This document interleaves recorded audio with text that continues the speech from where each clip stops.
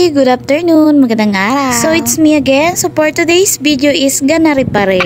Siyempre, magagawa pa rin tayo ng pot holder. E di kayo walang katapusang paggagawa ng pot holder, are, abay wala namang ibang magawa. At siyempre, bilang taong bahay, e di libangan ko na rin ang paggawa ng gardening pot holder. Abay maigi rin at di kayo pag may umorder ay mayroon kang maiibigay. Nice. Na doon sa paggagawa ko ng pot holder, e di hindi ko namamalayan ng oras na tanghali na pala, hapon na pala, gabi na pala. Pati nga pagkain sa tamang oras, sabay limot ko na rin kahit hindi naman halata. So sa lahat po ng gustong matuto sa paggawa ng pot holder, ay pwede nyo pong sabayan na rin ginagawa ko kahit napakabilis. Ay naman ay madali lang kung titingnan, pero pag gagawin mo na abay mahirap-hirap din. Pero syempre kung gusto mong matuto ay kayang-kaya mo yan. Aba ho, ay kung hindi nyo ho natatanong, abay tambak na ho ang ginawa kong garni din sa aking pamamahay, pero ganun pa man ay hindi pa rin ho sapat. Oh, no! Para po dun sa mga orders nila, kulang pa rin po, kaya araw-gabi gumagawa pa rin ako ng garni hanggang sa matapos ko yung kanilang order sa akin para ma-deliver ko na rin ho. Banga ho mga madam sir, kung napanood nyo ho aring video kong are at kung hindi ka pa nakapollow sa akin, baka naman po. Kung nagustuhan mo nga ay pwede ka rin mag-comment and share. O diga hoy are na at nayari na ho aring aking pot holder tingni at naging 4 na. O siya ay didini na ho, nagtatapos ang aking video na are, abangan na lang ho uli ang susunod. Thank you for watching guys! Yeah!